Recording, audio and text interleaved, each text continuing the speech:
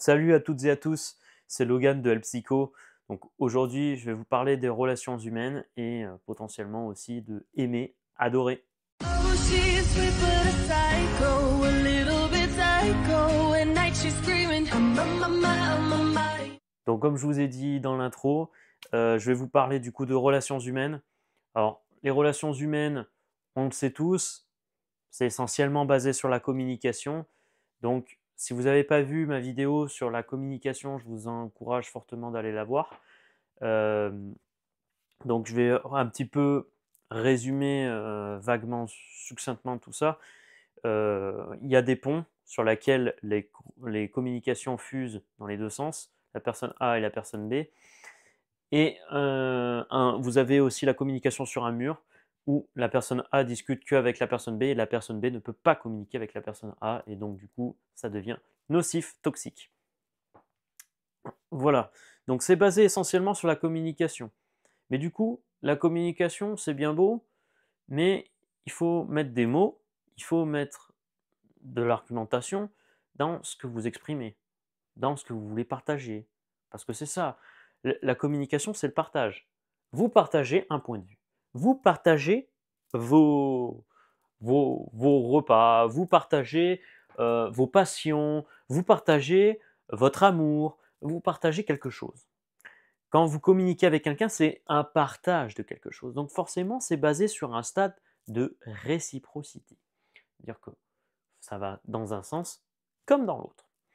Et donc là, on en vient à des relations amicales. Une relation amicale, c'est quand les deux s'échangent mutuellement les choses. Que ce ne soit pas tout le temps vous qui fassiez le premier pas pour aller demander à la personne « Hey, salut, ça va, comment tu vas aujourd'hui ?» Si c'est tout le temps les mêmes qui viennent à faire le premier pas, on peut mettre des doutes sur justement l'attention, l'affection qu'a votre relation. Parce qu'au final, on peut se dire, mais du coup, c'est l'autre qui fait le pot de colle. C'est l'autre qui va être attaché, mais l'autre, il s'en détache. Vous voyez, il y a un petit peu cette notion-là qui est instable et qui peut être toxique, voire nocif. Donc voilà, faut bien faire attention. Le but, c'est qu'on puisse échanger aussi bien d'un côté que de l'autre. Donc voilà. Alors, comme je l'ai dit, du coup, la communication, c'est basé sur des choses communes. Et donc, on en vient à aimer et adorer. Donc, je vous mets la définition d'aimer et d'adorer. Et donc, voilà, on a ces définitions-là. Ça reste pas très clair, à mon sens. Alors, on voit que adorer, c'est plus quelque chose auquel on va adorer, suivant le premier sens, adorer un culte, donc à une culture, à un dieu. Et aimer, c'est plus ressentir de l'amour pour. Mais on peut également le voir comme j'aime manger des pâtes, j'aime faire du vélo, j'aime me rendre à la salle de sport, j'aime aller ici, j'aime faire les jeux de société. Ouais, mais du coup, en fait, vous aimez, mais à quel stade? À ce niveau-là? À ce niveau-là? À ce niveau-là? C'est flou. Vous voyez? C'est flou. Et justement, on a des arguments. Et c'est ça qui fait que justement la construction de la langue française est belle et importante justement d'entretenir. Parce que si vous dites juste j'aime ceci, j'aime cela, c'est dommage. Parce qu'au final, vous les aimez, mais à quel niveau? Vous ne le dites pas. Alors que si j'aime fortement ce truc-là, ou j'aime passionnément ce truc, j'aime affectueusement ce machin-là. Alors on ne le fait pas, hein, mais je vous assure que déjà, vous voyez un peu mieux vers où le caser, vers quel niveau ça se tient. Vous voyez? Et après, on a chacun plus ou moins nos points de vue par rapport à l'échelle, par rapport à la valeur et tout ça. Mais c'est essentiel, je pense, de se baser sur le même type de communication, sur le même type de langage. Et justement, alors j'ai discuté avec deux amis de filles, du coup, qui pensent que aimer est plus fort que adorer. Et moi, avec une autre pote, du coup, pensais plus côté adorer, qui était plus fort que aimer. Parce que on a le deuxième sens du mot adorer qui veut dire bah, aimer passionnément cette chose-là. Et donc, aimer passionnément cette chose, c'est important. Parce qu'au final, c'est plus important même que aimer. Donc au final, on peut se dire, bah ouais, du coup, ça se tient. Mais il faut voir aussi les points de vue de chacun. Parce que si en majorité, on est plus à dire que aimer est au-dessus de adorer, bah, du coup, la minorité doit se plier à la majorité. Hein. C'est comme ça sur la communication, c'est comme ça sur tout. Et c'est toujours comme ça, c'est la majorité qui doit faire plier la minorité. Voilà. C'est normal. Hein. Si vous roulez tous vers le sud, et puis d'un seul coup, il y a une voiture qui roule vers le nord, bah, c'est qui est à contresens? C'est toutes les voitures ou c'est la voiture toute seule? Bah, même si vous avez les panneaux qui vous disent bah, c'est dans l'autre sens, bah, c'est la personne qui sera dans le bon sens des panneaux qui va dire eh, vous êtes tous à contresens. Bah non, c'est toi qui es à contresens du coup, parce que même si on met des panneaux, même si on met des indications et tout, si on se met tous d'accord pour aller vers un point, pour se dire que ici c'est le bon sens, malheureusement pour vous, vous êtes plié à la majorité. Donc voilà, faites attention à ça, même si ça paraît injuste. Il faut faire attention à vos blessures d'injustice, évidemment. Alors les 5 types de blessures, j'en ai fait une vidéo. Je vous encourage également d'aller la voir. La blessure d'injustice, où on va se dire, bah, c'est injuste. Justement, il y a tous les panneaux, il y a tout qui m'indique comme quoi, ici c'est la bonne direction, mais il y a tout le monde qui roule dans l'autre sens. Bah oui, mais tu es censé te plier à la majorité, c'est tout. Donc voilà, c'est aussi simple que ça. Si vous allez tous dans un sens et qu'il y en a un qui va dans l'autre sens, bah dites-vous que vous êtes à contresens, c'est tout. C'est bête, mais voilà, c'est comme ça. Alors, du coup, il faut faire attention à ne pas rentrer dans le triangle de Cartman. Le triangle de Cartman, j'en ai parlé plusieurs fois dans mes vidéos. Mais du coup, le triangle de Cartman, c'est on va se placer en tant que victime, en tant que sauveur ou persécuteur. Si je suis placé en tant que victime, parce que je me victimise de ce que me disent les autres. Oui, mais regarde, il m'a dit que j'étais incapable, il m'a dit que je ne savais pas faire ça. C'est pas normal qu'il me dise ça, c'est pas normal que je ressente ci, c'est pas normal que. On se plaint.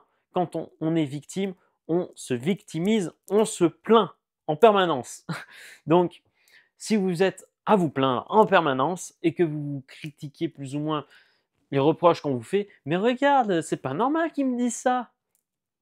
Vous êtes une victime. Vous êtes placé dans ce triangle dramatique de Cartman. Et donc, vous allez forcément assouvir deux personnages différents, soit le persécuteur, soit le sauveur. Donc, si vous attirez le sauveur, j'ai envie de dire un peu tant mieux pour vous, parce que du coup, c'est cette personne-là qui va endosser cette responsabilité, ce rôle, et qui va se dire non, t'inquiète, je m'assure, tu vas bien, ça va bien se passer, t'inquiète pas, il t'a dit des choses parce que au final, tu ne le méritais pas, c'est cette personne-là qui ne sait pas ce qu'il dit. On va prendre la responsabilité, on va endosser la douleur de l'autre. Et donc du coup, on se sacrifie. Il ne faut pas se sacrifier parce qu'on vient à se détruire. Et j'en viens à dire pourquoi on détruit justement le sauveur. Alors, si vous vous dites justement, si vous êtes dans le cas de figure du sauveur, où justement vous dites, ouais, mais j'ai tellement donné de mon temps, de mon énergie et tout un tas de choses pour les autres, et qui m'ont rien rendu en retour, que du coup je suis devenu égoïste. Ben, c'est que vous avez été sauveur. Et que justement vous ne supportez plus toute cette charge, cette responsabilité que vous avez endossée. Et forcément, à un moment donné, quand c'est tellement lourd, bah, vous ne pouvez plus porter, vous ne pouvez plus supporter, vous vous écrasez, vous vous écroulez et vous enlevez la cape du sauveur pour passer généralement de l'autre côté. Donc de l'autre côté, on est en tant que persécuteur et donc le costume du persécuteur, lui, va dire c'est vous qui êtes en tort, c'est vous qui ne faites pas ce que je dis. Donc on va donner notre pouvoir, notre emprise sur les autres. On va exprimer comme quoi c'est injuste, comme quoi ce n'est pas normal, comme quoi vous êtes dans l'accusation. Vous êtes tout simplement comme si vous étiez juge et que vous dites que ce n'est pas normal, que vous faites plus ou moins plier les autres. On est proche de la dictature. Donc faites attention à ça, parce que le persécuteur, c'est un très mauvais personnage. Donc voilà, il m'est important de vous faire plus ou moins comme une espèce de pièce de théâtre pour vous mettre en situation ces choses-là, parce que je vous assure qu'on l'est tous. Oui, mais tu sais pas ce que j'endure, tu comprends pas. C'est potentiellement vous et vous êtes victime. Tu comprends pas ce que je te dis, tu n'as jamais enduré les choses, tu ne comprends rien à ce que je te raconte, vous êtes pathétique. Regarde-toi, tu es en train de pleurer. Vous êtes persécuteur, c'est toxique. J'ai pris le rôle toxique là pour vous démontrer comme quoi ces choses-là, c'est des choses qu'on voit régulièrement. Et il faut faire apte. Il faut éviter de justement porter cette casquette parce que vous êtes insupportable sur les autres. Tout comme la cape du sauveur qui va « Non, mais je vais le faire à ta place, t'inquiète pas. » Non, mais je peux me débrouiller. Si, je peux le faire, regarde, c'est bon, je peux m'en occuper. Il cherche de l'attention. Alors, il y a le sauveur satisfacteur qui a encore un autre syndrome qui est beaucoup plus prononcé, beaucoup plus poussé que le sauveur classique. Mais le sauveur classique, lui, il est là pour justement se dire je vais endosser la responsabilité, je vais endosser le problème des autres pour que ce soit plus léger pour la victime.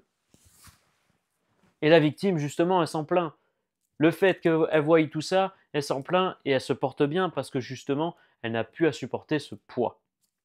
Donc c'est pour ça, faites attention parce que quand vous êtes dans un triangle de Cartman, vous n'êtes pas sur la communication, vous n'êtes pas dans la coopération, mais au contraire, vous êtes là pour détruire les autres et vous rendre potentiellement toxique. C'est pour ça que potentiellement, autour de votre entourage, il n'y a pas beaucoup d'amis, il n'y a pas beaucoup de relations.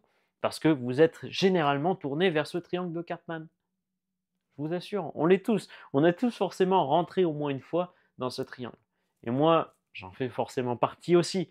Mais voilà, c'est pour vous dire, il faut en prendre conscience et avoir un point de vue pacifiste. Alors, j'explique aussi une anecdote qui m'est arrivée quand je travaillais dans un grand groupe électronique. Alors, je ne citerai pas le nom, évidemment.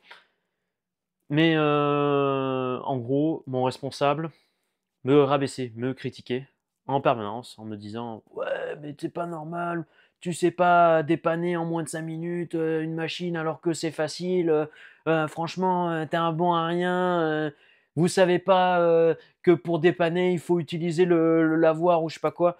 Enfin, bref, que des reproches, que des reproches, que des reproches. Je le laissais bassiner, je le laissais dans son argumentation. Il était avec la casquette du persécuteur et il me balançait toutes les choses, toutes les remarques insupportables qui lui venaient. Tu m'écoutes, tu m'écoutes. J'acquiesçais oui de la tête en restant neutre, avec un regard neutre. Et là, une fois qu'il a terminé, qu'il a fini de justement faire sortir sa colère, de suite, sur un ton calme et posé devant une bonne partie des collègues, je lui ai dit bon, c'est bon, t'as fini? Parce que là, ta petite crise d'hystérie, ça peut marcher sur, si tu veux, 99% des gens. Moi, ça ne m'affecte pas parce que je sais ce que je vaux. Et ça, c'est ni plus ni moins que de l'hystérie. Tu dis des choses sans même savoir.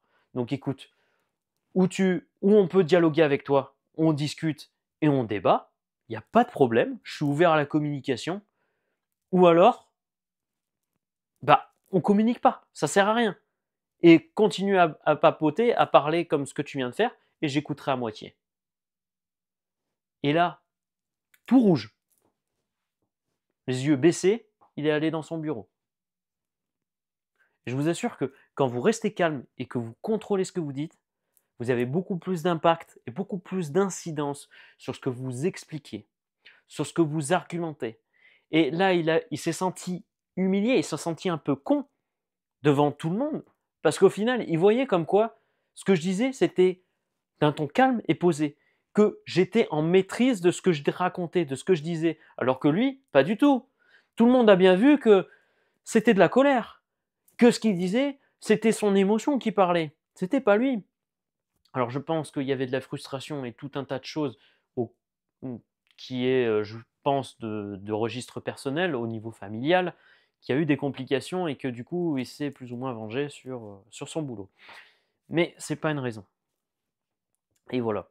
Donc pour en revenir, du coup, une relation, c'est ça. C'est basé sur un stade de réciprocité. Si vous êtes réciproque, si vous faites partager les choses réciproquement, ça peut que aller mieux et ça peut que vous ouvrir la porte vers de la communication, vers des gens proches de vos sentiments, de vos valeurs et de votre vision des choses.